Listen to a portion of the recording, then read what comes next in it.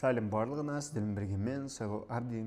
Достар, бүгін мен Америкаға барушыларға, бізге визаға тапсырған кісілерге, немесе болашақта тапсырушы кісілерге арнап бір видео шығарғым келіп жатыр. Ол опросник деген не нәрсе ол? Сауалнама, қазақша айтқанда.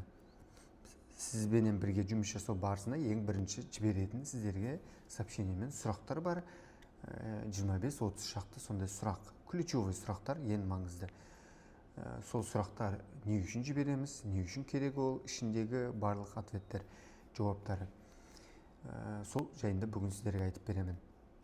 Қараңыздар достар, ақш-тың визасы әлемдегі бюрократиялық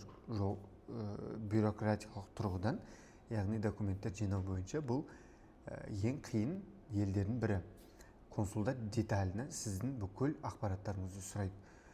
Ата-анаңызға қатысты жұмыс орныңыз, бұрынғы жұмыс орындары, оқу орындарыңыз полностью толығымен сіздерден осындай ақпараттарды сұратады.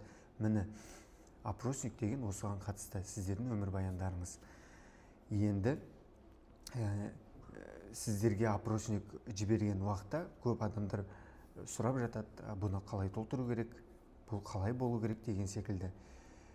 Мынандай нәрсе бар, мен өзім қанша жыл бойы визамен айналысып келе жатып, әртүрлі адамдармен жұмыс жасадым. Шындығында өмірлік историялар өте жақсы, өте күшті жерлерде жұмыс жасаған, және де шетелдерде бүкіл елдерге барып келген адамдарға да виза жасадым. Сонымен қатар шетелге де шықпаған, қарапайым өзіміздің қарапайым жұмысшылар, немесе жоғары оқу орнын оқымаған адамдарға да виза жасадым. Ең басты нәрсе, опросник деген именно сауалнама сізге жіберетін. Ол бірінші кезекте мен үшін маңызды. Менің көмекшілерім сіздерге жібереді, мен үшін. Визамен айналысып келе жатып, тәжірибе бар. Сол опросникті оқыған уақытта сауалнаманы сіздер толтырып берген. Мен сіздер туралы, былайша айтқанда, көзім рентген, сіздер пациентсіздер, менің көзім рентген деп есептейді, мен сіздерді полностью көремін. Поэтому ол опросникқа бір өтірік жазудың қалай толтырсам болады, мына жерге не деп жазсам болады, бұл маған ертең әсер етеді ме, әсер етпейді ме деген секілді сондай сұрақтар болмау керек. Қалай бар, шынайы солай жауап бересіздер. Жұмыс орындарыңыз, істеген болсаңыздар істегенмін, істемеген болатын болсаңыздар істемегенмін. Мынандай жерде официально істегенмін, мынандай жерде официально емес жасағанмын, оқығанмын, немесе оқымағанмын, даже мектепте де оқымаған, болмаса шетелдерде мынандай оқу орындарда оқығанмын деген секілді бүкіл информацияны қалай бар, шынайы, ең басты нәрсесі қатесіз сөйтіп жазып бересіздер. Ол опросникті алғаннан кейін мен 5 минуттың ішінде түсінемін сіздерге не істеу керек екендігін, қандай нәрсені жасау керек. Содан кейін өзім немесе көмекшілерім арқылы барлығын айттырып жіберемін. Мынандай құжаттар жинауымыз керек, опросникте мынандай жерлеріне өзгерістер енгізуіміз керек. Былайша айтқанда енді консулдар кәмпитті жеп магазинге барып кәмпит сатып алатын, оны тұтынатын адамдар ретінде қараймыз.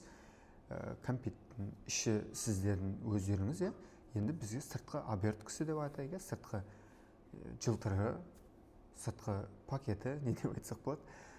Міне, осы нәрсені оформить етіп жіберуіміз керек болады. Міне, қысқаша жалпылама оңай тілмен айтқанда осы. Сол себепті қорқатын басқа да еш нәрсесі жоқ. Ең басты нәрсе қалай бар солай толтырып жіберетін болсаңыз, ары қарай біз өзіміз айтамыз. Виза алудағы ең басты нәрсе, ең басты принцип, қағида ұстану керек. Ол консулдар виза беруге әсер ететін заттар бар, бірнеше заттар бар, бірнеше қалай айтсақ болады, пункттер бар. Сол пункттердің барлығын біз галочка, птичка, плюс қойып шығуымыз керек. И сол жолды қалай қып оны жасаймыз, бірге отырып ақылдасуымыз керек.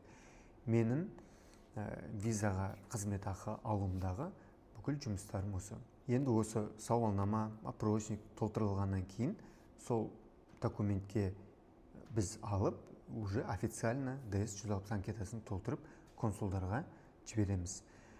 Консулдарға жібергеннен кейін сұрақ жауап жазып сіздерге дайындықты өткіземіз. Көптеген адамдар ақш-қа жұмысқа, оқуға, көшуге, отбасымен бірге өзінің ішкі мақсаттарын орындауға барғысы келіп жатады. Және де осы барудағы ең алғашқы бізге керекті қажетті нәрсенің бірі ол виза. Виза алу 90% жағдай осы DS-160 анкетасы сауалнама арқылы қарап толтыратын осы документке 10% интервьюден өтіп сұрақтарына жауап беруге байланысты болады.